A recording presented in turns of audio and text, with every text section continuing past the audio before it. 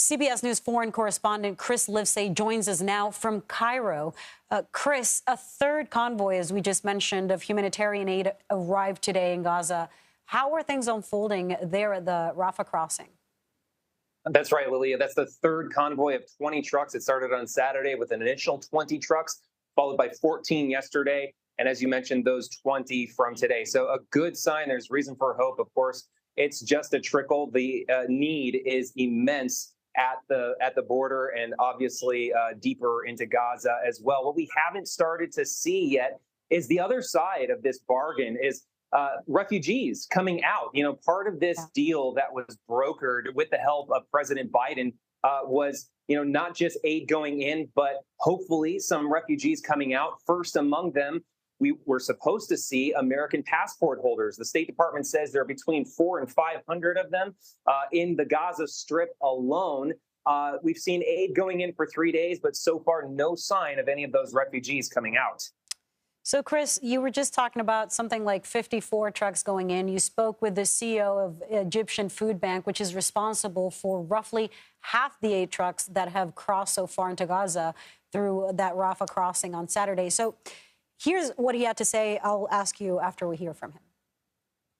President Biden and Israeli Prime Minister Benjamin Netanyahu said that there would be, quote, a continuous flow. So are you hopeful? Yes, since Saturday, we've been seeing signs that this is moving in the right direction. So now it's about the capacity of the Palestinian side to absorb trucks.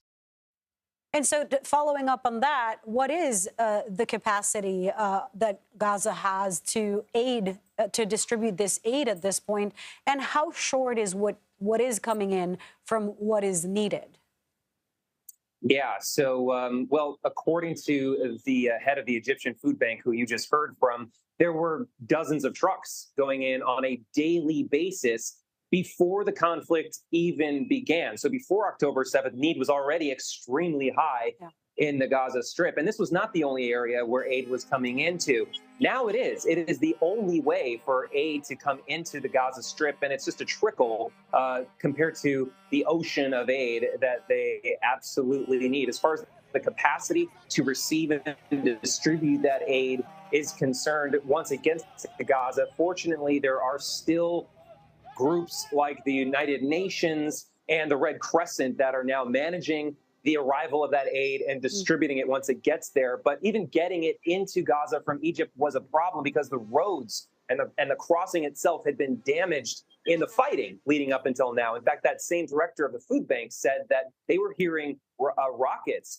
They were hearing Israeli airstrikes as close as a kilometer away up until the aid finally started passing through this weekend. My gosh. And as you said, I mean, the majority of Palestinians in Gaza already needed that aid before this even began.